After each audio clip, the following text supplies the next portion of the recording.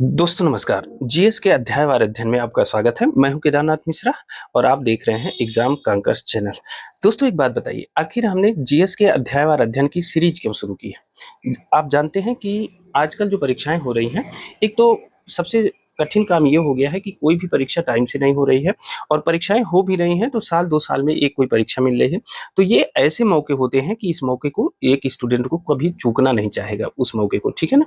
अब देखिए, जो परीक्षाएं हो भी रही हैं उनमें जो परीक्षा का पैटर्न है वो लगातार बदलता जा रहा है। हर परीक्षा को देखेंगे कि पिछली परीक्षा से अगली परीक्षा थोड़ी ज़्यादा कठिन हो रही है, उसमें परीक्षा का पैटर्न बदल रहा है, प्रश्नों को पूछने की जो प्रकृति है, जो प्रवृत्ति है, वो बहुत तेज़ी से बदल रही है।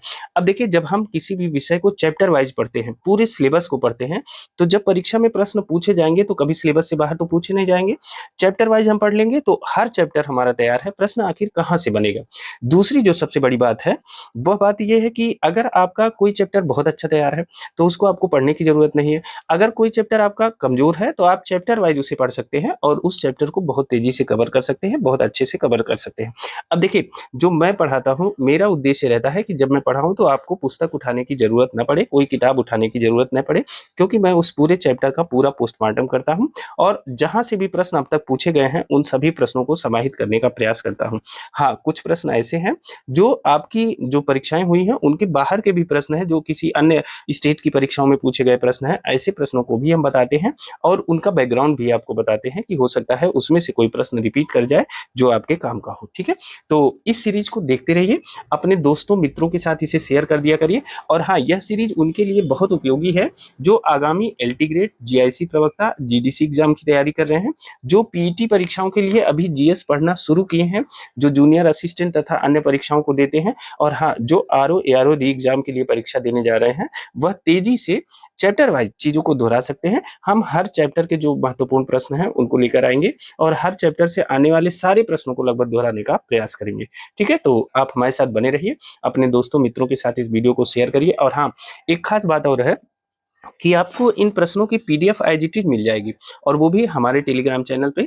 आप हमारे टेलीग्राम चैनल का लिंक हमारे डिस्क्रिप्शन बॉक्स में दे दिया है, वहां से जाके आप टेलीग्राम पे जुड़ जाइए और वहां से आप इन प्रश्नों की PDF as it is download कर सकते हैं। इसमें कोई छेड़छाड़ नहीं की जाएगी, साथ ही वह भी निःशुल्क है, ठीक है? फ्री में आप इस पीडीएफ को डाउनलोड कर सकते हैं और जब चाहे इच्छा अनुसार जिस अध्याय का मन कहे उस अध्याय का आप अध्ययन करिए। जो आपका कमजोर पोर्शन है उसे आप पढ़िए, कोई जरूरी थोड़ी है कि जो अच्छा पोर्शन है उसको बार बार आप दोहराएं ना। जो कमजोर पोर्शन है उस पोर्शन को पढ़िए और ध्यान रखिए, मैं सभी विषय के हर चैप्टर को पढ़ाऊंगा, ठीक है? अब जहां तक चैप्टर की बात है कि मैंने चैप्टर डिसाइड कहां से किया है, तो जो घटना चक्र पूर्वावलोकन आती है उससे हमने चैप्टर को डिसाइड किया है और बाकी जो प्रश्न है वो विभिन्न परीक्षाओं से लिए गए हैं। जो घटना चक्र में प्रश्न नहीं है लेकिन आपकी परीक्षा के लिए इंपॉर्टेंट है, ऐसे प्रश्नों को भी इसमें शामिल किया गया है, ठीक है? तो चलिए आज की वीडियो की शुरुआत करते हैं और आज की जो ये वीडियो है ये मॉडर्न हिस्ट्री से संबंधित है और कल हमने पढ़ाया था 1857 का विद्रोह। अब आज हम आपको पढ़ाने चल रहे हैं 1857 के विद्रोह के बाद जो अन्य जन आंदोलन हुए थे उनके संबंध में। एक चीज ध्यान रखिएगा कि 1857 का विद्रोह और 1857 के बाद के जन आंदोलन से कई सारे प्रश्न परीक्षाओं में लगातार पूछे जाते हैं। मिलान करने को आते हैं, उनके वर्ष मिलान करने को आते हैं, कौन सा आंदोलन किस वर्ष किया गया था उसके मिलान के लिए कई प्रश्न आते हैं। साथ ही किस आंदोलन का जनक कौन था उसके संबंध में कोई रचनाएं हैं अगर तो उसके संबंध में लगातार किसी भी परीक्षा में आप सम्मिलित हुए हो तो यहाँ से प्रश्न अवश्य पूछे जाते हैं। इसलिए बहुत ध्यान से पढ़िएगा, चीजों को नोट करते हुए चलिएगा और जो भी आपको अच्छी चीजें मिले उसे मार्क कर लीजिएगा, ठीक है? क्योंकि यहाँ से प्रश्न हर बार पूछे ही जाते हैं। तो चलिए आज के प्रश्नों की श्रृंखला शुरू करते हैं। अब देखिए, आज का जो हमारा पहला प्रश्न है बहुत इंपॉर्टेंट है, बहुत बार पूछा गया है कि 1857 के विद्रोह के ठीक बाद बंगाल में निम्नलिखित में से कौन सा विप्लव हुआ था? किसके बाद? 1857 के विद्रोह के ठीक बाद। अब देखिए, इसमें ऑप्शन है सन्यासी विद्रोह। तो सन्यासी विद्रोह कब हुआ था? सन्यासी विद्रोह हुआ था 1763 से लेकर के 1800 ईस्वी के बीच में सन्यासी विद्रोह हुआ था, ठीक है ना? दूसरा है नील उपद्रव दिया है। नील उपद्रव कब हुआ था? तो यह हुआ था 1859 में और 1860, 1859-60 में नील उपद्रव हुआ था, इस बात को ध्यान रखेंगे। फिर आ जाते हैं संथाल विद्रोह। संथाल विद्रोह कब हुआ था? तो आप जानते हैं बहुत बार यह प्रश्न पूछा गया है, 1855-56 में संथाल विद्रोह हुआ था, इस बात को ध्यान रखिएगा। कई बार यह प्रश्न पूछा गया है, संथाल विद्रोह का मिलान करने को अक्सर आ जाता है। फिर अगला है पाबना विद्रोह, यह भी बहुत इंपॉर्टेंट है और पाबना विद्रोह हुआ था 1873 से 76। अब इसमें आपको बताना है कि कौन सा 1857 के विद्रोह के ठीक बाद हुआ था। तो देखिए, अब सबसे पहले 1857 के बाद कौन सा आता है? 1855-56 1857 के पहले है, लेकिन 1857 के ठीक बाद दिया है तो 1859-60 यानी नील विद्रोह 1859-60 में हुआ था, जो 1857 के विद्रोह के ठीक बाद हुआ था। अब देखिए, नील विद्रोह के संबंध में एक बात याद रखिएगा, दो व्यक्तियों का नाम याद रखिएगा, इनका संबंध नील विद्रोह से है। ये दो व्यक्ति कौन कौन से हैं? तो ये दो व्यक्ति हैं, एक है दिगंबर विश्वास, ध्यान से देखिएगा, एक है दिगंबर विश्वास और दूसरे हैं विष्णु विश्वास। ठीक है, विष्णु विश्वास, ये दो भाई हैं। ठीक है, ये देखिए, ये विश्वास है, तो विष्णु विश्वास और दिगंबर विश्वास, ये दोनों दो भाई हैं और इन्हीं दो भाइयों के नेतृत्व में यह नील आंदोलन चलाया गया था। ठीक है, नील आंदोलन मुख्यतः ऐसे किसानों द्वारा चलाया गया था बंगाल के, जो जिनको जबरदस्ती धोखे से उनसे सिग्नेचर करा के अंग्रेज अधिकारी क्या करते थे, जो यूरोप में नील की डिमांड थी उसे पूरा करने के लिए यहाँ जबरदस्ती उनसे नील की खेती कराते थे। जबकि किसान क्या है कि अगर नील की खेती की जगह चावल की खेती करते तो उन्हें ज्यादा फायदा होता, लेकिन ये अंग्रेज जो है उनके अनपढ़ होने का फायदा उठाते थे, उनके गरीब होने का फायदा उठाते थे, उनसे जबरदस्ती सिग्नेचर करा लेते थे, एक वो समझौता कर लेते थे और कहते थे कि अपना जो खेत है उसके इतने हिस्से पर आपको नील की खेती अवश्य करनी है। और इसी के विद्रोह में, इसी से पीड़ित होकर किसानों ने इसका नील विद्रोह किया था। और उसमें नील विद्रोह वास्तव में हुआ कहाँ था? तो नील विद्रोह हुआ था पश्चिम बंगाल में। कहाँ हुआ था? पश्चिम बंगाल में। और पश्चिम बंगाल में एक जिला है जिसे कहते हैं नदिया, नदिया जिला का एक गांव है जिसे कहते हैं गोविंदपुर गांव। ठीक है, तो नदिया जिला, गोविंदपुर गांव, पश्चिम बंगाल से नील विद्रोह की शुरुआत होती है। और एक नील उत्पादक के ही दो कर्मचारी थे, भूतपूर्व कर्मचारी, दिगंबर विश्वास और विष्णु विश्वास। इन्हीं दोनों के नेतृत्व में किसान एकजुट होते हैं और यह आंदोलन बहुत तेजी से आगे बढ़ता है। और यह जो पहला संगठित आंदोलन था, ठीक है, अंग्रेजों के समय में किसानों का यह पहला संगठित आंदोलन था और जिसने अंग्रेजों की चूली तक हिला दी थी। ठीक है ना, एकदम फ्रस्ट्रेट हो गए थे अंग्रेज, कहने का मतलब यह है कि बहुत परेशान किया था इन नील आंदोलन के लोगों ने। ठीक है ना, तो इस बात को ध्यान रखिएगा, यह सर्वाधिक व्यापक और जुझारू विद्रोह था, इस बात को ध्यान रखेंगे।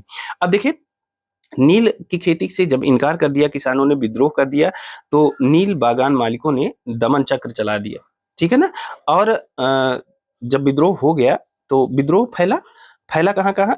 नदिया, नदिया जिले से शुरुआत हुई थी, तो नदिया, पाबना, खुलना, ढाका, मालदा, दिनाजपुर आदि क्षेत्रों में यह फैल गया। ठीक है ना, और 1860 तक आते आते सारे नील कारखाने बंद हो गए।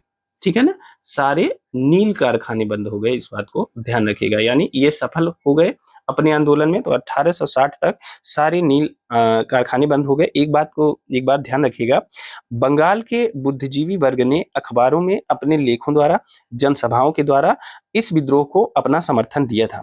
ठीक है ना, अब इसमें एक नाम और आता है, उनका नाम है हरिश्चंद्र मुखर्जी। क्या नाम है? यह भी नील आंदोलन से जुड़े थे, इनके बारे में भी प्रश्न बनता है, पूछा जाता है, इसलिए मैंने इनकी चर्चा की। हरिश्चंद्र मुखर्जी, हरिश्चंद्र मुखर्जी कौन थे? एक पत्र निकलता था जिसका नाम था हिंदू पैट्रियाट। क्या नाम था? हिंदू पैट्रियाट। और हिंदू पैट्रियाट के ये संपादक थे हरिश्चंद्र मुखर्जी। ठीक है ना, और इन्होंने अपने अखबार के माध्यम से जो है बागान मालिकों के अत्याचारों का चित्रण किया, लगातार जो है नील विद्रोहियों का समर्थन किया, नील आंदोलन से जुड़े लोगों का समर्थन किया। एक और रचना इनसे जुड़ती है, वह है नील दर्पण। नील दर्पण का जो संबंध है वह नील विद्रोह से ही है। और यह नील दर्पण की रचना किसने की थी? दीन बंधु मित्र ने। यह प्रश्न 1000 बार पूछा जा चुका है। ठीक है, तो दीन बंधु मित्र, इनकी रचना कौन सी है? नील दर्पण है। और नील दर्पण का संबंध किससे है? यह बंगाल के नील विद्रोह से है, नील आंदोलन से है। ठीक है, तो याद रखिएगा, बहुत बार यह पूछा गया है कि नील कृषकों की दुर्दशा पर लिखी गई जो पुस्तक है नील दर्पण, उसके लेखक कौन थे? तो उसके लेखक थे दीनबंधु मित्र। तो देखिए, आपको 3 नाम याद रखने हैं, 4 नाम सॉरी। एक दिगंबर विश्वास, विष्णु विश्वास का नाम याद रखिए। दूसरा हरिश्चंद्र मुखर्जी, हिंदू पैट्रियाट के संपादक थे, लगातार यह प्रश्न पूछा गया है। और तीसरा नील दर्पण, जो दीनबंधु मित्र की रचना है, अक्सर परीक्षाओं में पूछी जाती है। आप इन 3 बिंदुओं को नोट करिएगा। और चौथा बिंदु आपका जो है वह है 1859-60 में नील उपद्रव हुआ था। बाकी सन्यासी, संथाल और पाबना उपद्रव के बारे में भी आप इन चीजों को, महत्वपूर्ण वर्षों को नोट कर सकते हैं। ठीक है, चलिए अब अगले प्रश्न की तरफ चलते हैं और अपने दूसरे प्रश्न को देखते हैं। तो देखिए, अब देखिए दूसरा प्रश्न है, बंकिम चंद्र चट्टोपाध्याय के संदर्भ में निम्नलिखित कथनों पर विचार कीजिए। ठीक है, पहला कथन है, वह कलकत्ता विश्वविद्यालय के प्रथम स्नातक थे। ठीक है, तो देखिए कलकत्ता विश्वविद्यालय के प्रथम स्नातक थे बंकिम चंद्र चट्टोपाध्याय, बिल्कुल 100% सही है। दूसरा है, सीताराम उनका अंतिम उपन्यास था, और यह भी कथन सही है। तो कलकत्ता विश्वविद्यालय के प्रथम स्नातक कौन थे? बंकिम चंद्र चट्टोपाध्याय, और सीताराम उनका अंतिम उपन्यास है। यह परीक्षा किस परीक्षा में पूछा गया प्रश्न है? आरओ एआरओ 2023 की जो परीक्षा कैंसिल हो गई थी, उसमें पूछा गया यह प्रश्न है, इसे याद रखिएगा। अब देखिए प्रश्न की प्रकृति कैसे बदल रही है। अभी तक केवल आनंद मठ के बारे में पूछा जाता था, लेकिन इस बार देखिए बंकिम चंद्र चट्टोपाध्याय के व्यक्तिगत जीवन के बारे में कुछ चीजें पूछी गई। देखिए पहली चीज, वह कलकत्ता विश्वविद्यालय के प्रथम स्नातक थे। देखिए बंकिम चंद्र चट्टोपाध्याय के साथ एक और व्यक्ति थे, उनका नाम था जदुनाथ बोस। ध्यान रखिएगा, जदुनाथ बोस।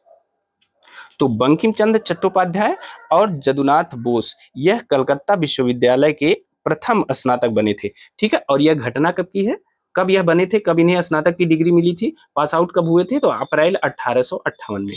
ठीक है, यहां तक बात क्लियर हो गई। बंकिम चंद्र चट्टोपाध्याय और जदुनाथ बोस कलकत्ता विश्वविद्यालय के प्रथम स्नातक थे। दूसरा जो महत्वपूर्ण तथ्य है वह है कि सीताराम उनका आखिरी उपन्यास था। देखिए सीताराम उनका आखिरी उपन्यास था, और सीताराम प्रकाशित कब हुआ था? जो सीताराम था वह प्रकाशित कब हुआ था? तो यह प्रकाशित हुआ था 1886 में।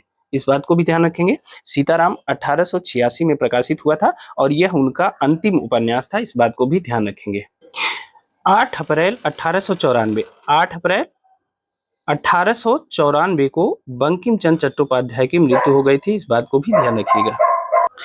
अब आइए बंकिम चंद्र चट्टोपाध्याय के जो महत्वपूर्ण कुछ चर्चित उपन्यास हैं उनकी चर्चा कर लेते हैं। देखिए सबसे पहला जो उनका चर्चित उपन्यास है वह है आनंद मठ।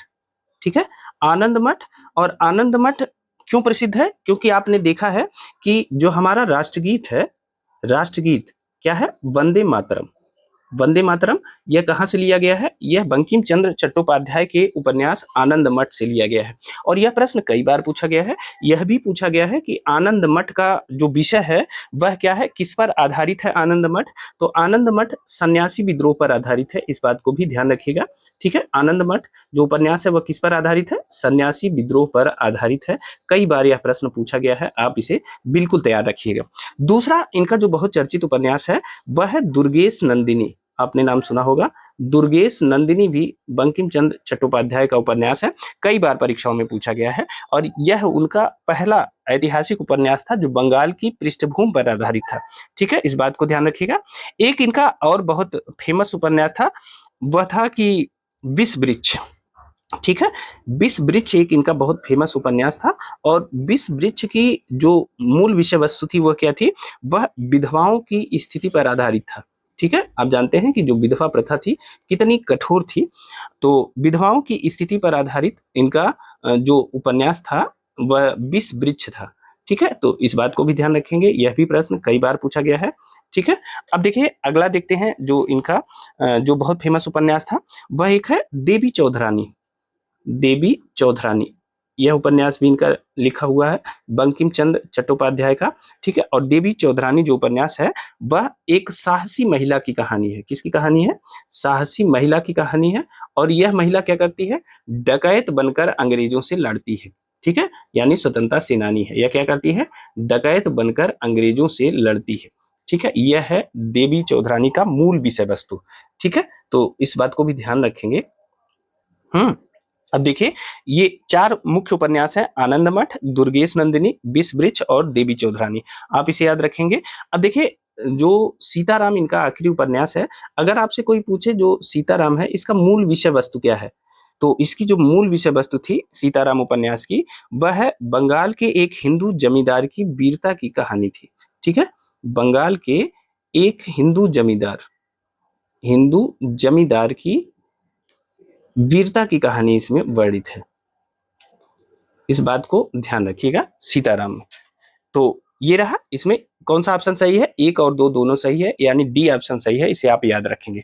अगले प्रश्न की तरफ चलते हैं। आज का जो हमारा तीसरा प्रश्न है, अब देखिए यही हमने अभी आपको ऊपर बताया, यह प्रश्न बहुत बार पूछा गया है कि आनंद मठ उपन्यास की जो विषय वस्तु है, जो कथा वस्तु है, वह किस पर आधारित है? तो वह आधारित है सन्यासी विद्रोह पर। यह प्रश्न बहुत बार पूछा गया है।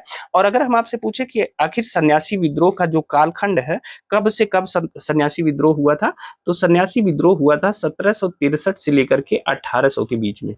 सन्यासी विद्रोह 1763 से लेकर के 1800 बीच में 1800 ईस्वी के बीच में सन्यासी विद्रोह हुआ था, इस बात को ध्यान रखिएगा। और जो आनंद मठ उपन्यास है, उसकी कथा वस्तु यही सन्यासी विद्रोह है। अब देखिए सन्यासी विद्रोह के संबंध में आपके मन में दो प्रश्न और आ रहे होंगे। एक प्रश्न है कि सन्यासी विद्रोह का कारण क्या था, और दूसरा प्रश्न आपके मन में होगा कि सन्यासी विद्रोह का जो क्षेत्र था वह कहां तक फैला था सन्यासी विद्रोह। तो देखिए सन्यासी विद्रोह का जो क्षेत्र था वह था बंगाल, ठीक है। और बंगाल में भी मुख्यतः जो है उत्तरी बंगाल, बंगाल में कहा उत्तरी बंगाल, और उत्तरी बंगाल का जो एरिया था, किन क्षेत्रों तक यह फैला था, तो उत्तरी बंगाल का, उत्तरी बंगाल, भागलपुर, ढाका, राजमहल, राजमहल व मुर्शिदाबाद, ठीक है। राजमहल व मुर्शिदाबाद का जो क्षेत्र था, मुर्शिदाबाद, वह जो है सन्यासी विद्रोह वहां तक फैला था, ठीक है। अब देखिए इसके प्रमुख कारणों को जान लेते हैं कि आखिर सन्यासी विद्रोह का जो प्रमुख कारण था वह क्या था। तो देखिए बंगाल में 1770 में भयंकर अकाल पड़ा था। क्या था? 1770 में बंगाल में भयंकर अकाल पड़ा था, इस बात को ध्यान रखिएगा, ठीक है।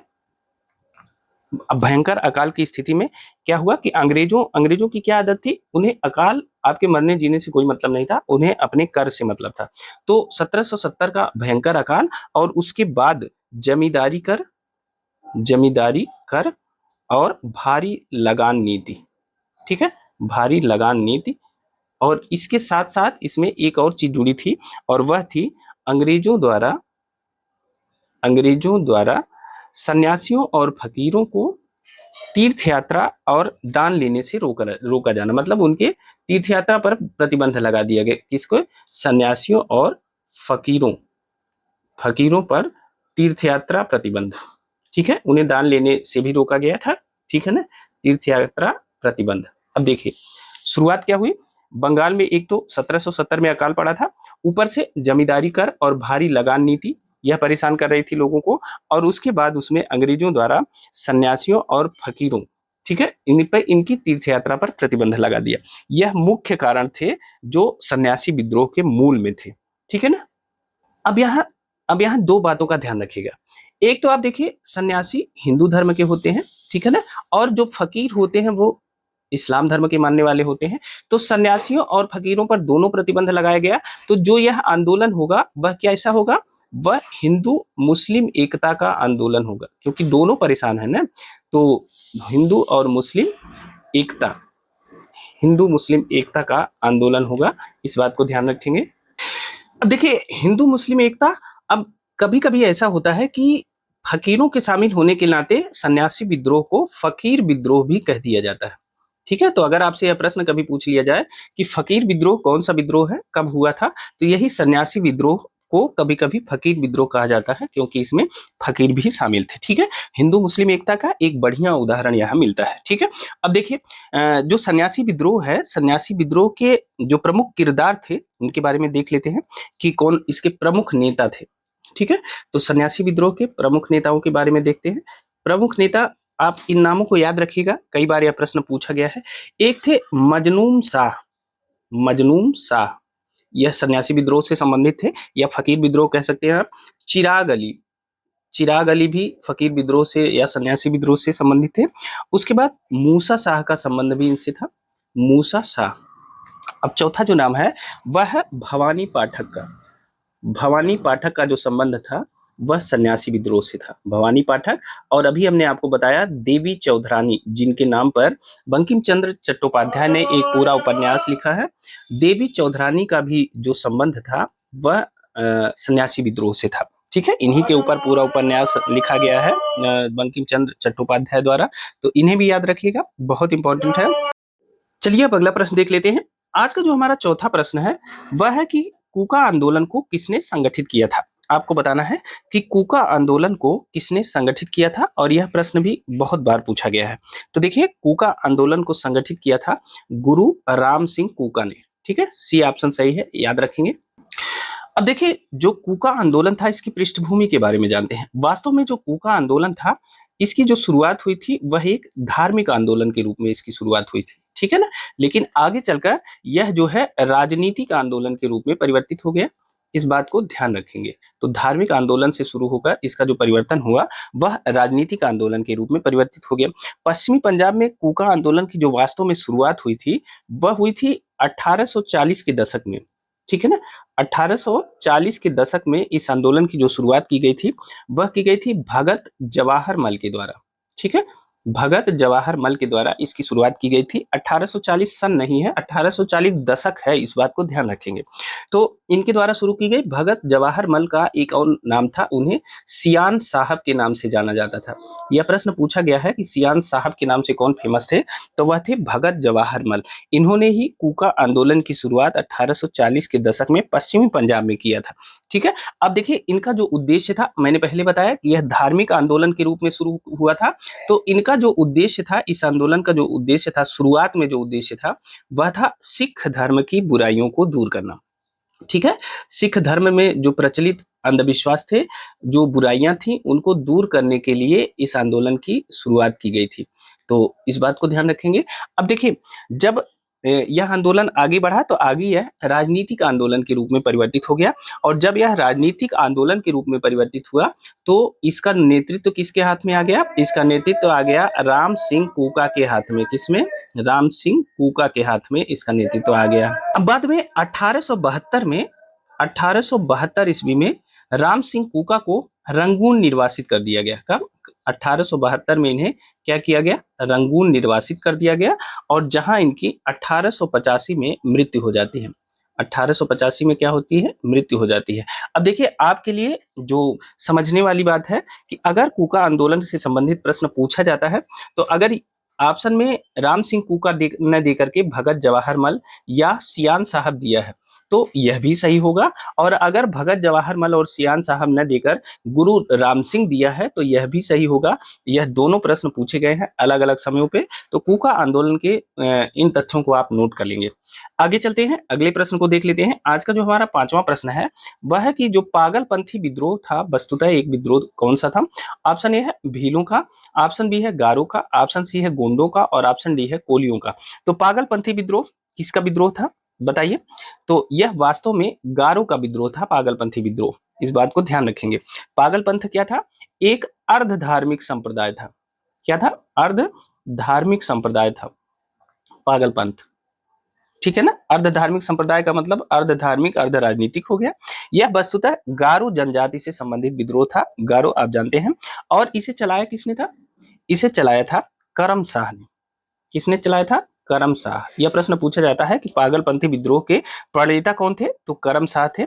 करम शाह, कहीं कहीं करीम शाह भी लिखा होता है, उत्तरी बंगाल के रहने वाले थे।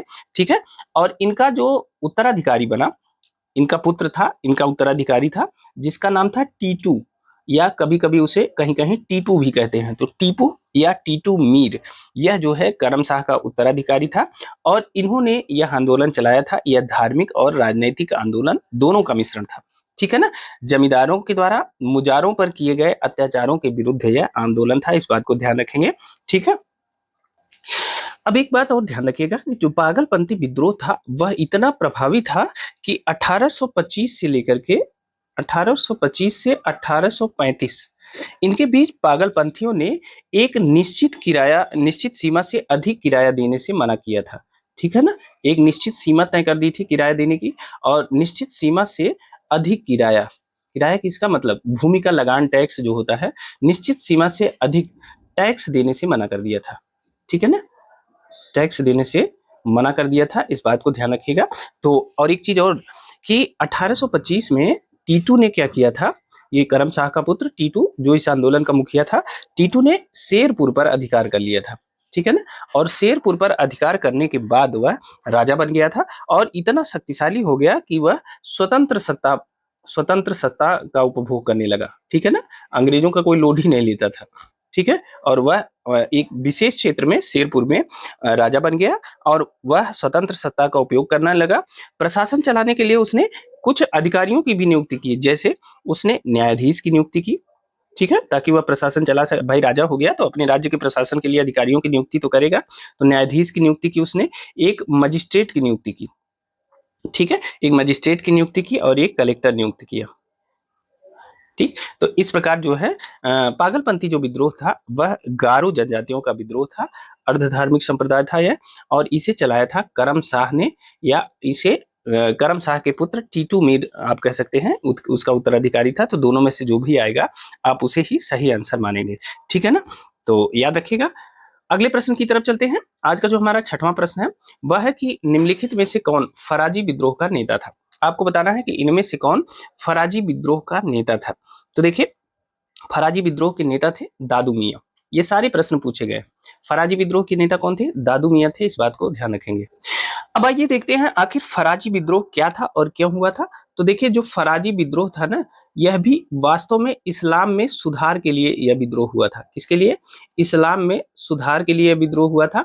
कालांतर में इसने क्या किया? अंग्रेजों का विरोध करना शुरू कर दिया, अंग्रेज विरोधी हो गया, ठीक है। तो इस प्रकार इस्लाम में सुधार की शुरुआत से लेकर के अंग्रेजों के विरोध तक यह आंदोलन चला। अब ये फराजी कौन थे? फराजी विद्रोह कौन हुआ? तो पूर्वी बंगाल में एक जगह है, पूर्वी बंगाल में, और वह जगह का नाम है फरीदपुर।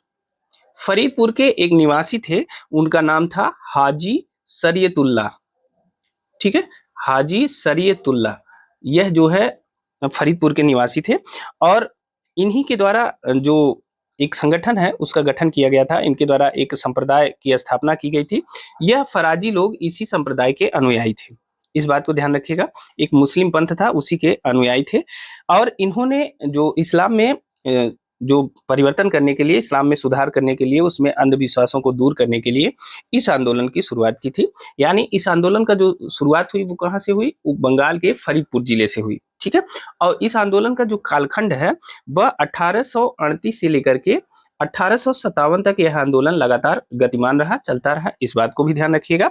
देखिए, जब धार्मिक उससे हटने लगा यह आंदोलन, मतलब धार्मिक सुधार के साथ साथ यह धीरे धीरे क्या हुआ?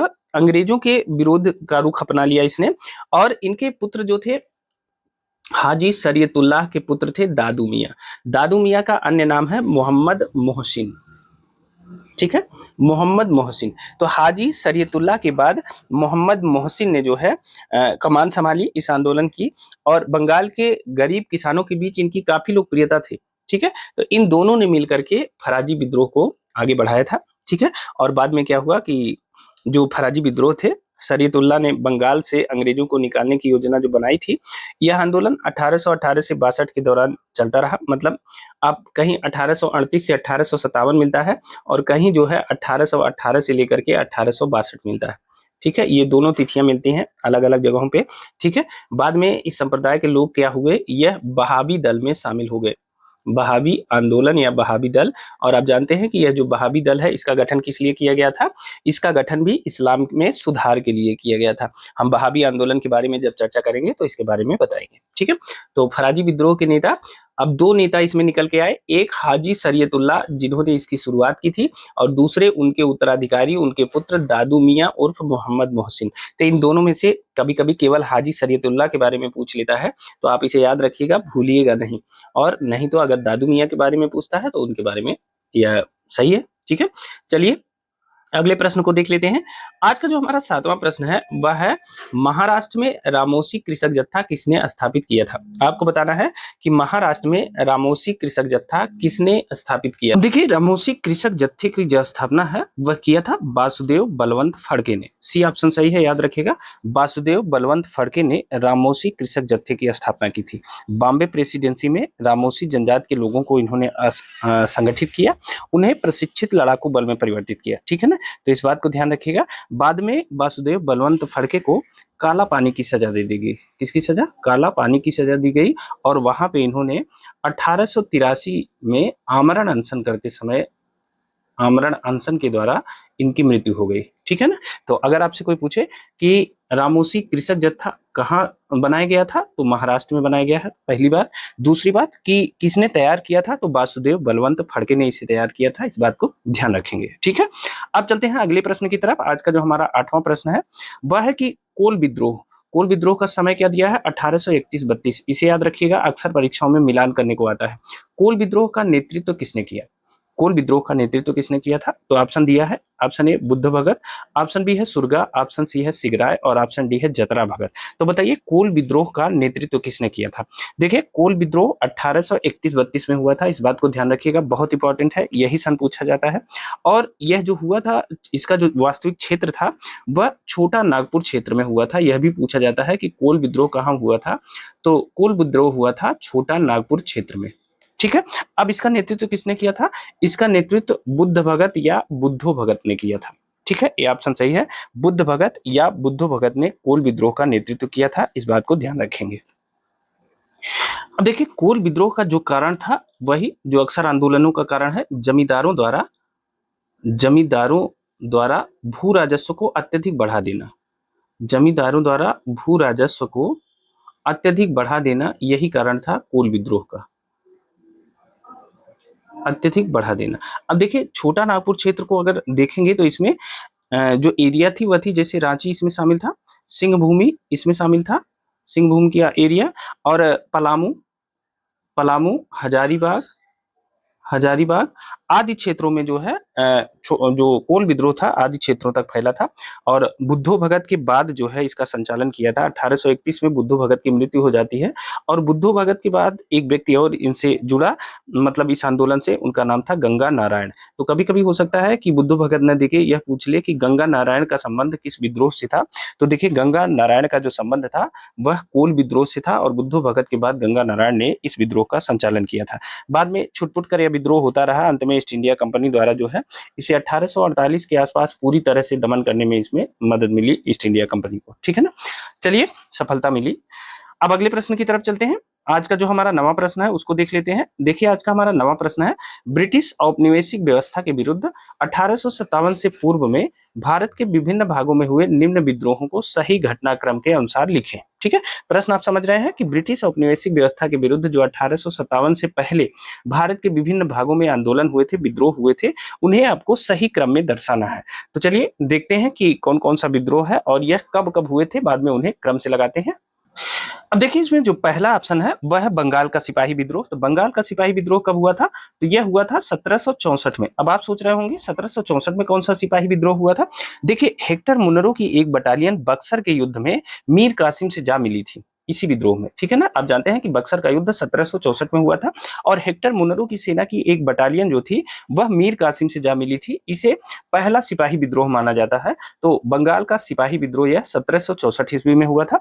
दूसरा दिया है कच्छ का विद्रोह। कच्छ का विद्रोह कब हुआ था, तो कच्छ का विद्रोह हुआ था 1819 से 31 ईस्वी तक।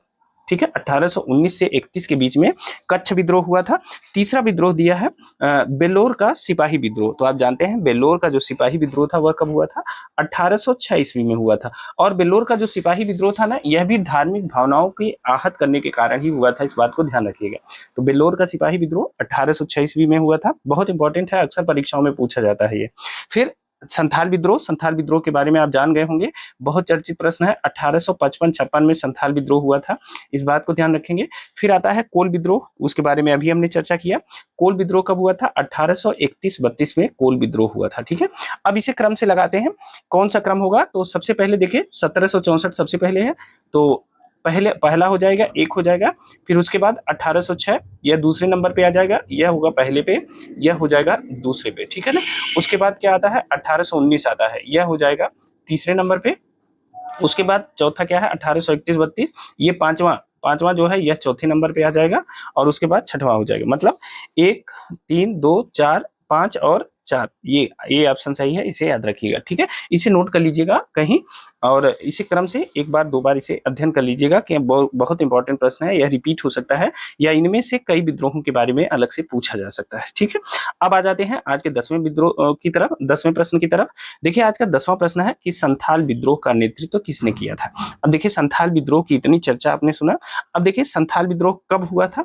बहुत चर्चित विद्रोह है, संथाल विद्रोह हुआ था 1855-56 में। लगातार हम लोग इसकी चर्चा करते आ रहे हैं। अब प्रश्न क्या पूछा है कि संथाल विद्रोह का नेतृत्व किसने किया था। तो संथाल विद्रोह का जो नेतृत्व किया था वह किया था सिद्धू कान्हू भैरव और चांद, मतलब सिद्धू कान्हू ने और भैरव और चांद, मतलब इन दोनों ने किया था। यानी ए और बी दोनों सही है, सी ऑप्शन सही है। सिद्धू कान्हू भैरव और चांद ने संथाल विद्रोह का नेतृत्व किया था और संथाल विद्रोह हुआ था 1855-56 में। अब एक चीज ध्यान रखिएगा कि संथाल विद्रोह को संथाल हूल के नाम से भी जानते हैं। किस नाम से जानते हैं? संथाल हूल के नाम से भी इसे जानते हैं, संथाल विद्रोह को। और जितने भी आदिवासी या जनजातीय आंदोलन हुए थे उसमें सबसे प्रचंड विद्रोह जो हुआ था वह संथालों का विद्रोह हुआ था। ठीक है, इस बात को ध्यान रखिएगा। संथालों के यही जो चार भाई थे, सिद्धू कान्हू भैरव और चांद, इन्होंने मोर्चा संभाला था। और देखिए जो संथालों का एरिया था यह भागलपुर से लेकर के, इनका जो पूरा एरिया था भागलपुर से राजमहल के पहाड़ी क्षेत्र तक फैला था। कभी कभी इसके विस्तार के बारे में पूछ लेता है, तो इनका जो विस्तार था वह भागलपुर से लेकर के राजमहल पहाड़ी क्षेत्र तक। ठीक है, राजमहल पहाड़ी क्षेत्र तक, तो भागलपुर से राजमहल पहाड़ी क्षेत्र तक इनका विस्तार था संथालों का, और इसी के बीच में यह आंदोलन हुआ था। ठीक है, अब देखिए इसमें क्या हुआ कि बहुत से व्यापारी, बहुत से महाजन और अंग्रेज लगातार इनके क्षेत्रों में प्रवेश करने लगे और जिसका विरोध इन्होंने किया। महाजनों ने क्या किया, संथालों का बहुत ज्यादा शोषण किया। आप देखते हैं एक नाम इस संबंध में और चर्चा में आता है संथाल विद्रोह के संबंध में, उनका नाम है महाजन दीनदयाल राय। ठीक है, दीनदयाल राय, यह भी संथालों के शोषणकर्ता थे और महाजन थे, और यह जो है इन्होंने संथालों का बहुत शोषण किया था। तो यह भी संथाल विद्रोह का एक कारण था कि उनका शोषण किया जाता था, तमाम तरह से उनकी जमीनों पे को भी जो है जो जंगल का अधिकार था उसको भी छीना जाने लगा था। तो इसलिए संथालों ने विद्रोह किया था और सबसे पहले सिद्धू और कान्हू ने इस विद्रोह की कमान संभाली थी। ठीक है, तो इस बात को ध्यान रखिएगा। इसकी एरिया भागलपुर से राजमहल का जो पहाड़ी क्षेत्र था इसे ध्यान रखिएगा। ठीक है, अब देखिए इसमें कुछ खास बातें हैं। सबसे बड़ी बात ये थी कि जो संथाल विद्रोह था इसने अंग्रेजों से सीधे युद्ध किया। ठीक है, अंग्रेजी सेना को इन्होंने पराजित कर दिया। एक प्रश्न पूछा जाता है कि 1855 में संथालों ने किस अंग्रेज कमांडर को हराया था। ठीक है, संथालों ने किस अंग्रेज कमांडर को हराया, इस बात को ध्यान रखें, अंग्रेज कमांडर को हराया। तो देखिए संथालों ने सबसे पहले जो है मेजर बरो को हराया था। किसको हराया था? मेजर बरो को। मेजर बरो को एक युद्ध में संथालों ने हरा दिया था और बाद में इस विद्रोह का, जो संथाल विद्रोह का दमन करने के लिए एक सेना भेजी गई और वह सेना, उस सेना के जो मुखिया थे वह थे कैप्टन एलेक्जेंडर। कैप्टन एलेक्जेंडर ने संथाल विद्रोह को दबाया था, समाप्त किया था, कैप्टन एलेक्जेंडर ने। ठीक है, तो यह भी प्रश्न पूछा जाता है। लेकिन इतना होने के बाद भी जो संथाल विद्रोह था वो इतनी आसानी से खत्म नहीं हुआ। अंततः अंग्रेजों को जो है संथाल परगना की स्थापना करनी पड़ी। किसकी स्थापना? संथाल परगना की स्थापना करनी पड़ी।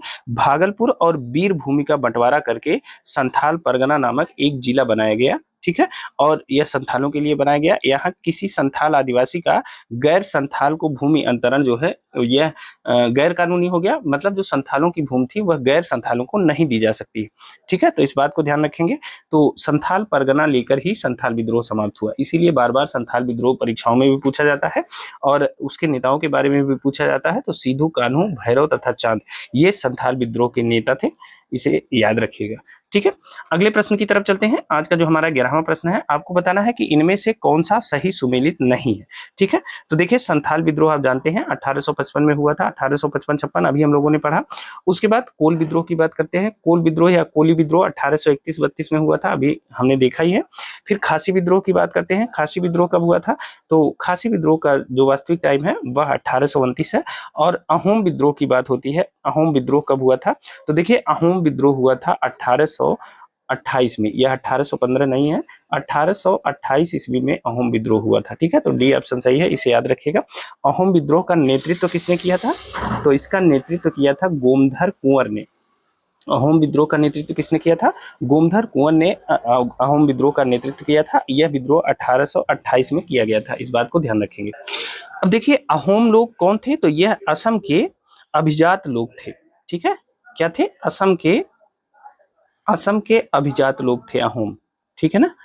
अब देखिए इस विद्रोह का जो मुख्य कारण था वह क्या था कि असम के अहोम अभिजात वर्ग के लोगों ने बर्मा युद्ध के बाद कंपनी ने उनके क्षेत्र को वापस नहीं किया। ठीक है, और जब उनके क्षेत्र को वापस नहीं किया तो 1828 ईस्वी में इन्होंने अपने नेता गोमधर कुंवर के नेतृत्व में विद्रोह कर दिया था। बाद में उससे समझौता करना पड़ा। ठीक है ना, अंग्रेजों को।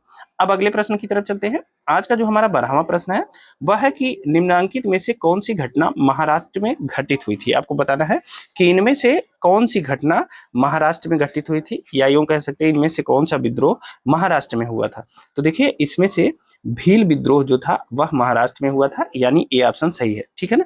आप जानते हैं कि जो भीलों की आदिम जाति है वह पश्चिमी तट के खान देश में रहती थी। ठीक है, कहाँ रहती थी? खान देश में रहती थी। और 1818 से लेकर के 1831 ईस्वी तक इन लोगों ने अंग्रेजों के विरुद्ध विद्रोह किया। कब से कब तक? 1818 से लेकर के 1831 ईस्वी तक इन्होंने विद्रोह किया, इस बात को ध्यान रखेंगे। अब देखिए इस विद्रोह का नेतृत्व किसने किया था? तो वह किया था सेवाराम ने। सेवाराम नाम है, सेवाराम ने इसका नेतृत्व किया था, इस विद्रोह का नेतृत्व किया था। लेकिन कहा जाता है कि पेशवा बाजीराव द्वितीय, किसकी बात है? पेशवा बाजीराव द्वितीय, पेशवा बाजीराव सेकंड और उनके प्रतिनिधि पेशवा बाजीराव द्वितीय और उनके प्रतिनिधि त्रयंबक जी दांगलिया, त्रयंबक जी दांगलिया, ये माना जाता है कि पेशवा बाजीराव द्वितीय और उनके प्रतिनिधि त्रयंबक जी दांगलिया ने इस विद्रोह को सपोर्ट किया था, इसे प्रोत्साहित किया था। ठीक है, तो इसे ध्यान रखेंगे। और यह विद्रोह जो है भील विद्रोह कहाँ घटित हुआ? महाराष्ट्र में घटित हुआ है। बहुत बार यह प्रश्न पूछा गया है। ठीक है, अब देखिए कोल विद्रोह कहाँ हुआ था? तो कोल विद्रोह के बारे में अभी हम लोगों ने चर्चा की थी। कोल विद्रोह कहाँ हुआ था? तो रांची में हुआ था। रांची, सिंहभूमि, हजारीबाग, रांची, सिंहभूमि,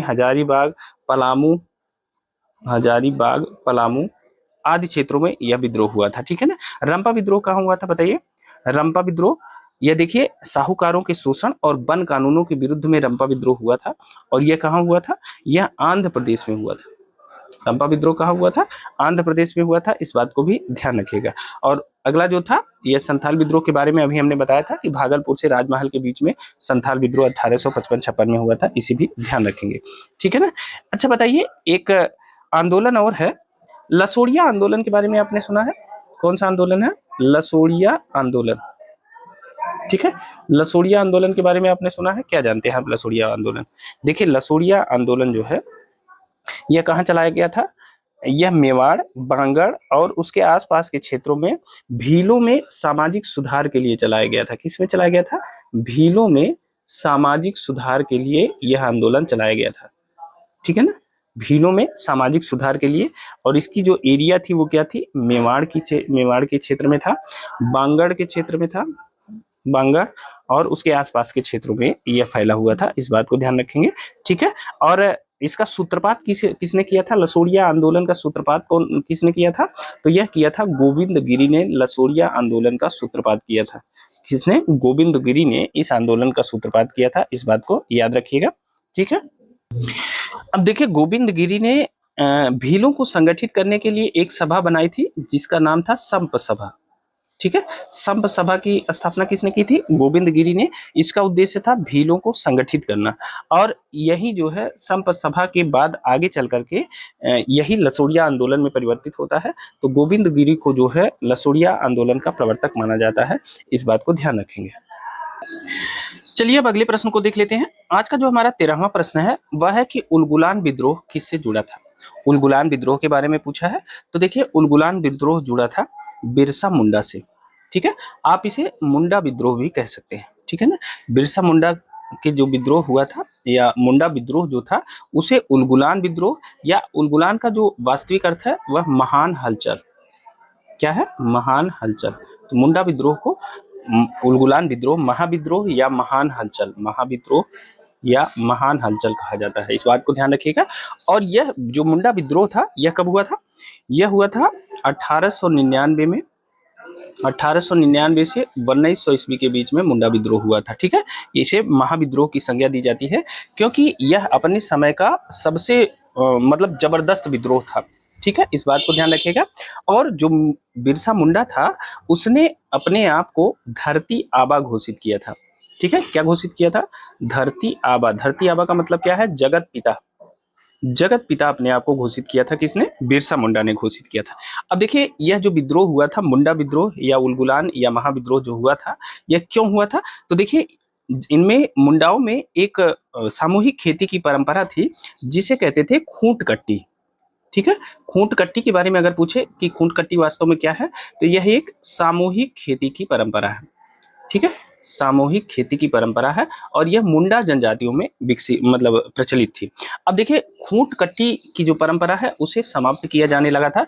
विभिन्न व्यापारी उस क्षेत्र में जाके, मुंडाओं के क्षेत्र में जाकर वहां जमीन लग रहे थे, मतलब जमीन ले रहे थे और वहां से व्यापार वाणिज्य की शुरुआत कर रहे थे। इसी का विद्रोह जो है मुंडाओं ने किया। ठीक है, और बाद में बिरसा मुंडा ने जो है इस विद्रोह की पूरी तरह से कमान संभाली और उसने अपने आप को जगत पिता या भगवान का दूत घोषित किया। ठीक है, इस बात को ध्यान रखिएगा। और जो बाहरी लोग यहाँ प्रवेश करते थे उनको नाम दिया गया दिकू।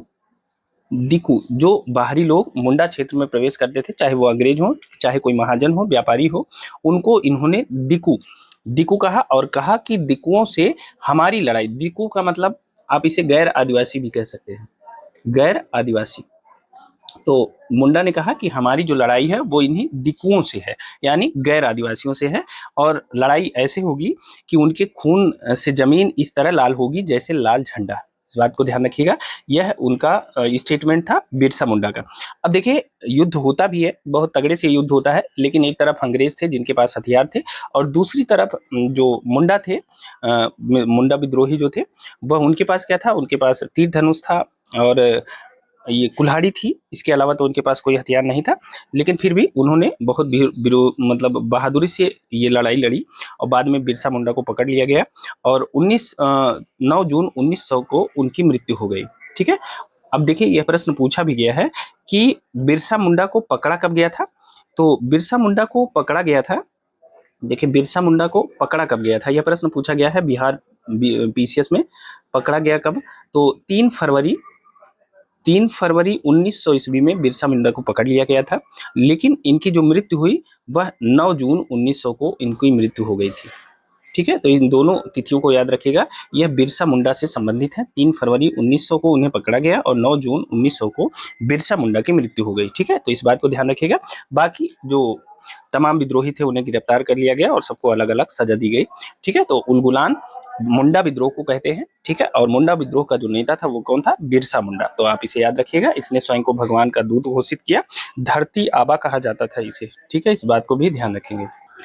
अच्छा, एक बात और ध्यान रखिएगा कि जो बिरसा मुंडा का कार्यक्षेत्र था, इनका कार्यक्षेत्र मतलब कितनी एरिया में था?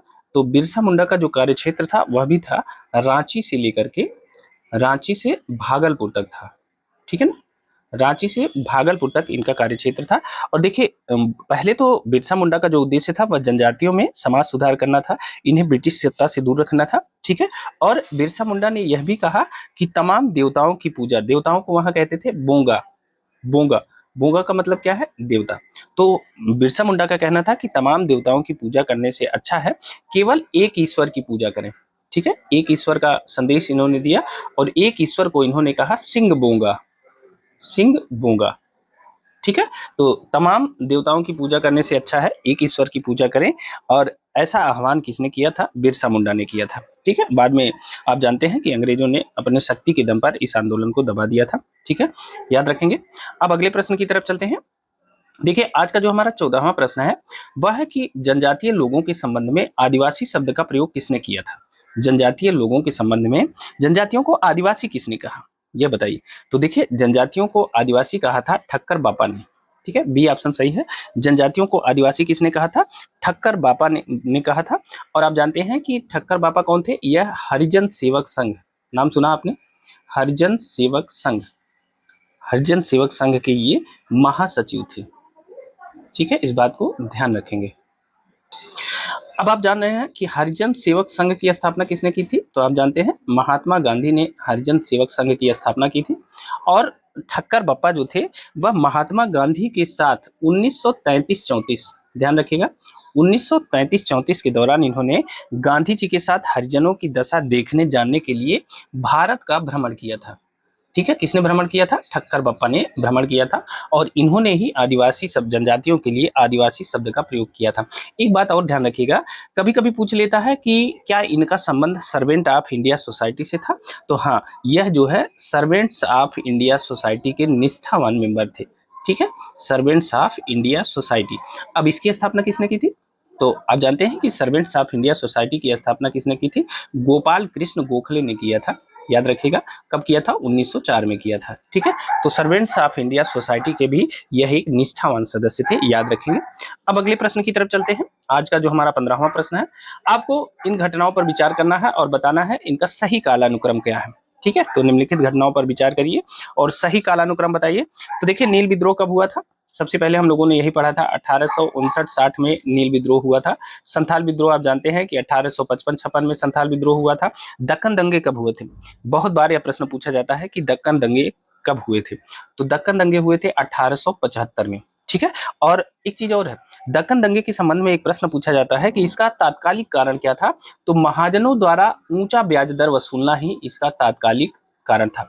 महाजनों द्वारा ऊंचा ब्याज दर वसूलना, ऊंचा ब्याज दर वसूलना दक्कन दंगों का तात्कालिक कारण था, इस बात को ध्यान रखिएगा। ठीक है ना, तो 1875 में दक्कन दंगे हुए थे, याद रखेंगे, बहुत बार प्रश्न पूछा गया है। और सिपाही विद्रोह, सिपाही विद्रोह आप जानते हैं कि 1857 के विद्रोह को सिपाही विद्रोह कहते हैं। अब इन्हें सीरियल से लगा दीजिए, तो देखिए सबसे पहले का क्या था, 1855-56, यानी पहले दो है। ठीक है, दूसरा पहले नंबर पे है। और उसके बाद 1859-60 2-1, तो 2-1 कहाँ है, 2-1 तो किसी में नहीं है। ठीक है, नहीं, 1855-56 में ये है, 1857 में 4 है, 1857 में ये 2 के बाद 4 हो जाएगा, 2-4, और उसके बाद 1859-60 1-3, 2-4-1-3, यानी डी ऑप्शन सही है, याद रखिएगा। आप इसे नोट कर लीजिएगा, यह प्रश्न बहुत बार मिलान करने को पूछा गया है, आप इन्हें तैयार रखेंगे, आने वाले जो प्रश्न है उनमें कभी गलतियां नहीं मिलेंगी। ठीक है, अगले प्रश्न को देख लेते हैं। आज का जो हमारा 16वां प्रश्न है वह भी मिलान करने का है। देखिए, तमाम विद्रोहों की बात की गई है और इन विद्रोहों का मिलान पूछा गया है कि कौन सा विद्रोह कहाँ पे हुआ था। तो देखिए, मोपला विद्रोह कहाँ हुआ था, मोपला विद्रोह हुआ था केरल में, मालाबार एरिया, केरल में मोपला विद्रोह हुआ था। और कब हुआ था, 1921 में हुआ था, याद रखिएगा, यह प्रश्न कई बार पूछा गया है। मोपला विद्रोह केरल में हुआ था, मालाबार क्षेत्र में, 1921 में हुआ था। पाबना विद्रोह कहाँ हुआ था, पाबना विद्रोह का जो वास्तविक वो है, कहाँ हुआ था पाबना विद्रोह, तो पाबना विद्रोह हुआ था बंगाल में। ठीक है, पश्चिम बंगाल में पाबना विद्रोह हुआ था, बंगाल में एक स्थान है पाबना, वहीं हुआ था। और पाबना विद्रोह का जो समय है वह कब है, तो यह है 1873 से 76 तक पाबना विद्रोह चला था, इसे भी नोट कर लीजिएगा, मिलान करने को आ जाता है। एका आंदोलन की बात करते हैं, बहुत चर्चित आंदोलन है। एका आंदोलन कब हुआ था, एका आंदोलन हुआ था 1921-22 में। ठीक है, अवध क्षेत्र में हुआ था। एका आंदोलन कहाँ हुआ था, अवध क्षेत्र में हुआ था। कब हुआ था, 1921-22 में एका आंदोलन हुआ था, इसे भी याद रखिएगा। और बिरसा मुंडा का जो आंदोलन हुआ था वह कहाँ हुआ था, बिहार, अब इस समय तो झारखंड में पड़ता है, तो बिहार झारखंड वाली एरिया में हुआ था, वर्तमान झारखंड राज्य में है ये। और यह कब हुआ था, तो अभी हमने आपको बताया कि 1899 से 1900 तक यह आंदोलन चला था। और आप जानते हैं कि जून 1900 में उनको बिरसा मुंडा की मृत्यु हो गई थी, उसके बाद यह आंदोलन धीरे धीरे समाप्त हो गया था। तो 1899 से 1900 के बीच में बिहार के क्षेत्र में बिरसा मुंडा आंदोलन सक्रिय था। ठीक है, तो अब इसे मिलान कर लेते हैं। देखिए, मोपला पहले का 1 है और दूसरे का 3 है, तो 1-3, यानी ए ऑप्शन सही है। ठीक है, 1-3-4-2, ठीक है ना, 1-3-4-2 पहला ऑप्शन सही है, इसे याद रखिएगा और इसे नोट कर लीजिएगा, कहीं भी बार बार दोहरा लीजिएगा, क्योंकि यह प्रश्न सीधे सीधे इसी रूप में पूछा जाता है। ठीक है ना, अब देखिए कुछ और विद्रोहों के बारे में आपको बताते हैं। एक आंदोलन हुआ था तेभागा आंदोलन, क्या हुआ था, तेभागा आंदोलन। और तेभागा आंदोलन कब हुआ था, इसके सन के बारे में पूछा जाता है कई बार। तो तेभागा आंदोलन हुआ था 1946-47 में हुआ था। ठीक है, कई बार यह प्रश्न पूछा गया है और सीधे तेभागा आंदोलन के नाम से पूछा गया है। अब देखिए तेभागा आंदोलन हुआ कहाँ था, तो यह पश्चिम बंगाल में हुआ था, यह भी ध्यान रखिएगा। तेभागा आंदोलन कहाँ हुआ था, पश्चिम बंगाल में हुआ था, इसे भी याद रखिएगा, अक्सर परीक्षाओं में पूछा जाता है। देखिए एक और आंदोलन के बारे में अक्सर पूछा जाता है, ताना भगत आंदोलन। कौन सा आंदोलन है, ताना भगत आंदोलन। ताना भगत आंदोलन कब हुआ था, तो यह हुआ था 1914 में। ठीक है, इस बात को भी ध्यान रखिएगा। ताना भगत आंदोलन कब हुआ था, 1914 में हुआ था, और यह भी अक्सर मिलान करने को आता है। ठीक है, इस बात को ध्यान रखेंगे। अब देखिए एक प्रश्न बहुत चर्चा में रहा है, जैसे एका आंदोलन जो था वह अवध क्षेत्र में था। कभी कभी प्रश्न पूछ लेता है कि जो एका आंदोलन है उसका विस्तार क्षेत्र कहाँ तक था।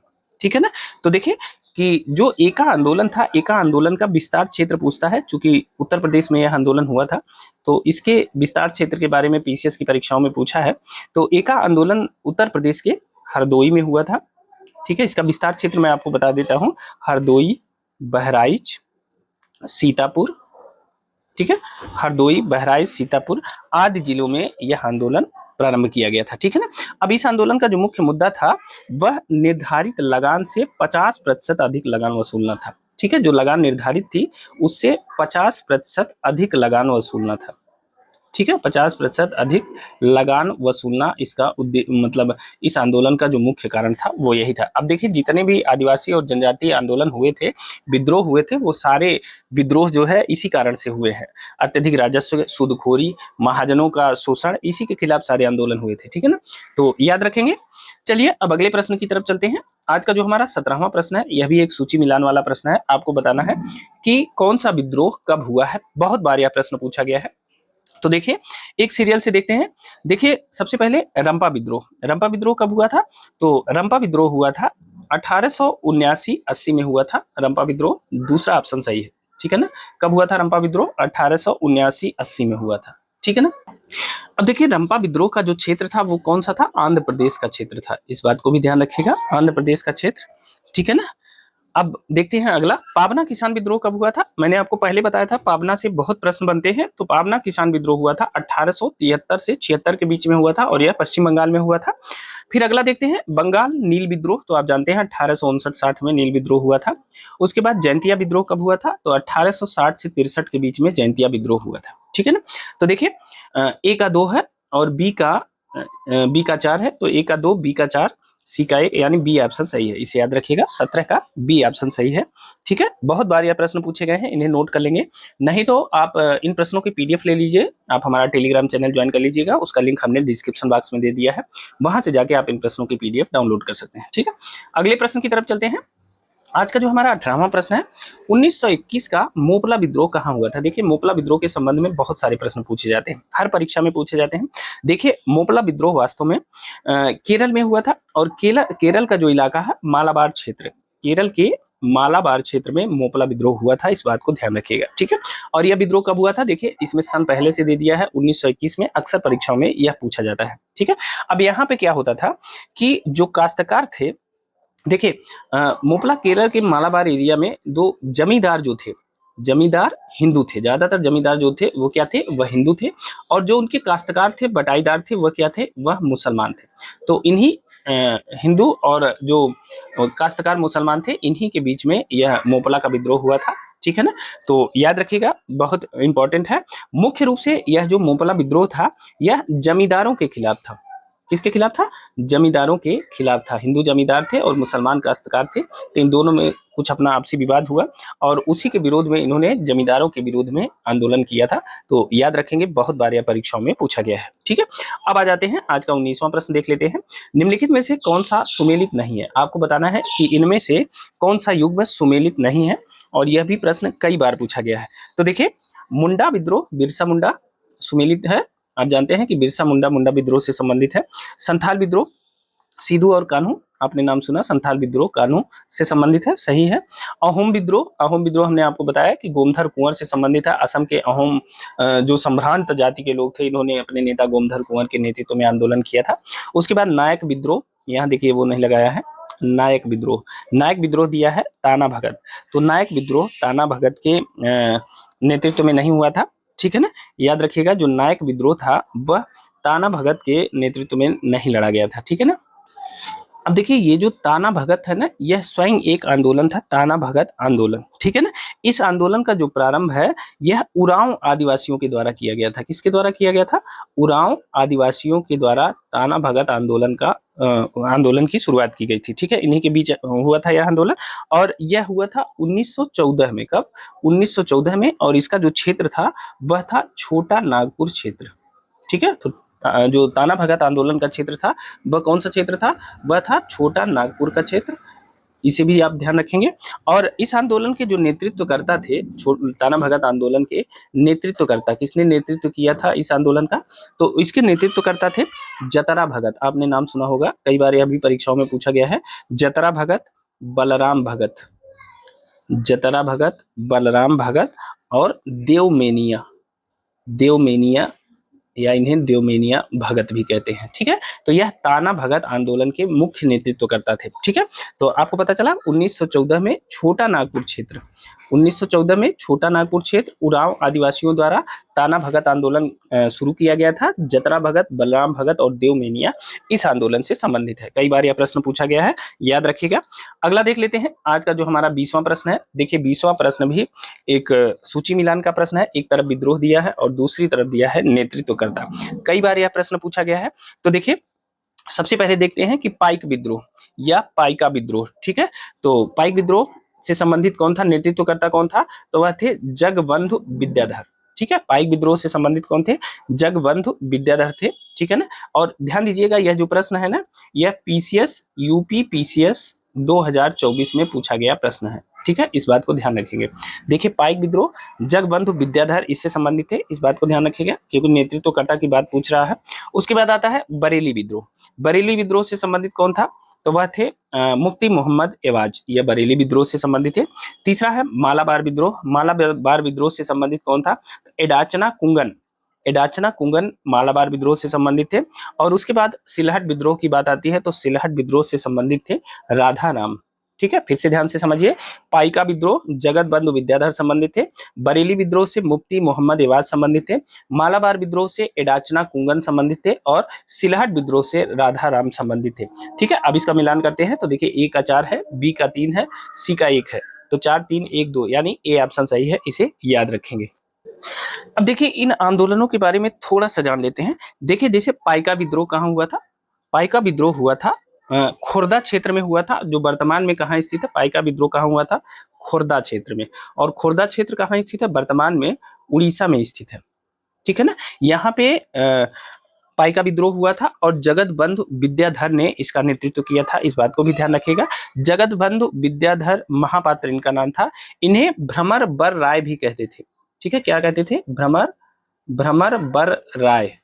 ठीक है, इनका एक नाम था भ्रमर बर राय। ठीक है, तो इन्होंने इस आंदोलन का नेतृत्व किया था। अब देखिए जो बरेली विद्रोह हुआ था 1816 ईस्वी में बरेली विद्रोह हुआ था, और यह क्यों हुआ था? नए पुलिस कर के विरोध में। किसके विरोध में? नए पुलिस कर के विरोध में बरेली विद्रोह हुआ था, और इसका नेतृत्व एक धार्मिक नेता मुफ्ती मोहम्मद एवाज ने किया था, इस बात को भी ध्यान रखिएगा। अब मालाबार विद्रोह का नेतृत्वकर्ता एडाचना कुंगन है, तो आप सोच रहे होंगे एडाचना कुंगन कौन है? तो देखिए जो केरल क्षेत्र में मालाबार विद्रोह हुआ था, आप जानते हैं, और वहां के जो शासक थे केरल के, बर्मा पाजहस्सी राजा, उनकी एक नायर बटालियन थी, और नायर बटालियन के सैन्य कमांडर थे एडाचना कुंगन। ठीक है ना, तो एडाचना कुंगन ने ब्रिटिश उपनिवेशों के अत्याचार के विरुद्ध विद्रोह किया था, तो उसे मालाबार विद्रोह का नेतृत्व करता इन्हें माना जाता है। ठीक है, तो इससे संबंधित थे एडाचना कुंगन। ठीक है, इन्हें भी याद रखिएगा। और जो सिलहट का विद्रोह था वह 1786 ईस्वी में, इसे चरगोला विद्रोह के नाम से भी जाना जाता है। कभी यह प्रश्न पूछा जा सकता है, जो सिलहट का विद्रोह था इसे चरगोला विद्रोह, ठीक है, चरगोला विद्रोह कहते हैं सिलहट के विद्रोह को, या इसे प्रतापगढ़ विद्रोह भी कहते हैं। ठीक है, प्रतापगढ़ विद्रोह, चरगोला विद्रोह या प्रतापगढ़ विद्रोह, यह दोनों सिलहट विद्रोह का नाम है, और 1786 ईस्वी में यह विद्रोह हुआ था। ठीक है ना, और ब्रिटिश शासन के विरुद्ध यह एक विद्रोह था, और इसका जो नेतृत्व था वो किसने किया था? राधा राम। और राधा राम कौन थे? तो राधा राम थे एक जमींदार। ठीक है। राधाराम कौन थे? एक जमींदार थे और इन्होंने ब्रिटिश सरकार के विरुद्ध सिलहट विद्रोह किया था, इस बात को ध्यान रखेंगे, ठीक है। तो यह प्रश्न बहुत रिलेवेंट है, अभी 2024 की परीक्षा में पूछा गया है यूपीपीसीएस की, तो आप इसे नोट कर लीजिएगा। इसके बारे में अगर और आपको जानकारी हो तो उसे सर्च जरूर करिएगा, ठीक है। अगले प्रश्न को देख लेते हैं, आज का जो हमारा 21वां और शायद आखिरी प्रश्न है आज का, हाँ बिल्कुल। तो आज का 21वां प्रश्न देख लेते हैं। देखिए, इनमें से वह प्रथम नेता कौन था जिसने भारत में मजदूर आंदोलन को संगठित किया? आपको पहले उस पहले नेता के बारे में बताना है जिसने भारत में मजदूर आंदोलन को संगठित किया था। तो देखिए, भारत में मजदूर आंदोलन को संगठित करने वाले नेता थे एनएम लोखंडे। सी ऑप्शन सही है। एनएम लोखंडे ने, मतलब एनएम का फुल फॉर्म क्या है? नारायण मेघाजी लोखंडे। नारायण मेघाजी लोखंडे, ठीक है ना। इन्होंने भारत में मजदूर आंदोलन को सबसे पहले संगठित किया था, ठीक है। और भारत में श्रमिक आंदोलन का अगुवा इन्हें ही माना जाता है, ठीक है ना। उन्होंने न केवल 19वीं शताब्दी में कपड़ा मिल में काम करने वाले कामगारों की जो परिस्थितियां हैं उसमें सुधार करने के लिए प्रयास किया, बल्कि जाति सांप्रदायिक मुद्दों पर भी उन्होंने बहुत अच्छे से अपनी बात रखी, लोगों को मिलाने का प्रयत्न किया। भारत सरकार ने 2005 में उनकी तस्वीर के साथ एक टिकट भी जारी किया था, ठीक है। तो भारत में मजदूर आंदोलन का एक प्रमुख नेता किसे माना जाता है, अगुवा किसे माना जाता है? तो वह माना जाता है नारायण मेघाजी लोखंडे या एनएम लोखंडे को माना जाता है, इस बात को ध्यान रखिएगा, ठीक है ना। अच्छा, एक और आंदोलन के बारे में अभी हमने चर्चा किया था, यह भी प्रश्न कई बार पूछा गया है। तेभागा आंदोलन की बात हमने की थी कि तेभागा आंदोलन कब हुआ था? तो देखिए, तेभागा आंदोलन जो था वह हुआ था 1946-47 में, ठीक है ना। तेभागा आंदोलन हुआ था और यह कहाँ हुआ था? यह बंगाल का प्रसिद्ध आंदोलन है। कहाँ का? बंगाल का प्रसिद्ध आंदोलन है तेभागा आंदोलन। अब देखिए, तेभागा आंदोलन के तहत जो है किसानों ने फ्लाउड कमीशन, एक कमीशन है उसका नाम है फ्लाउड कमीशन, ठीक है। फ्लाउड कमीशन,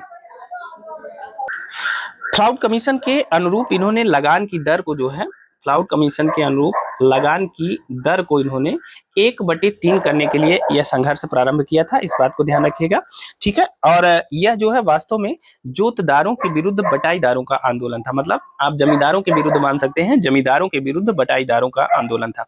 अब देखिए, तेभागा आंदोलन के जो प्रमुख नेता थे उनकी बात कर लेते हैं। तेभागा आंदोलन के 2 प्रमुख नेता थे, एक थे कंपाराम सिंह। कौन थे? कंपाराम सिंह। और दूसरे जो प्रमुख नेता थे वह थे भुवन सिंह, ठीक है। तो भुवन सिंह और कंपाराम सिंह, यह 2 प्रमुख नेता थे तेभागा आंदोलन के, तो इसे भी याद रखिएगा। तो दोस्तों, ये थे 1857 के बाद और उसके पहले 1857 के पहले के अन्य प्रमुख जो जन आंदोलन थे, जो अंग्रेजों के विरुद्ध हुए थे, विभिन्न कारणों से हुए थे, उन आंदोलनों से संबंधित जो प्रश्न परीक्षाओं में पूछे जाते हैं उनसे संबंधित तथ्य, ये प्रश्न आपको कैसे लगे हमें कमेंट करके जरूर बताइएगा। वीडियो पसंद आई हो तो वीडियो को लाइक जरूर करिएगा, अपने दोस्तों के साथ, मित्रों के साथ इस वीडियो को शेयर जरूर करिएगा।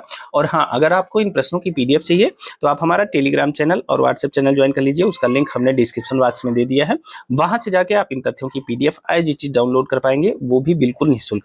तो अभी के लिए इतना ही, मिलते हैं अगली वीडियो में कुछ अन्य महत्वपूर्ण परीक्षा उपयोगी प्रश्नों के साथ।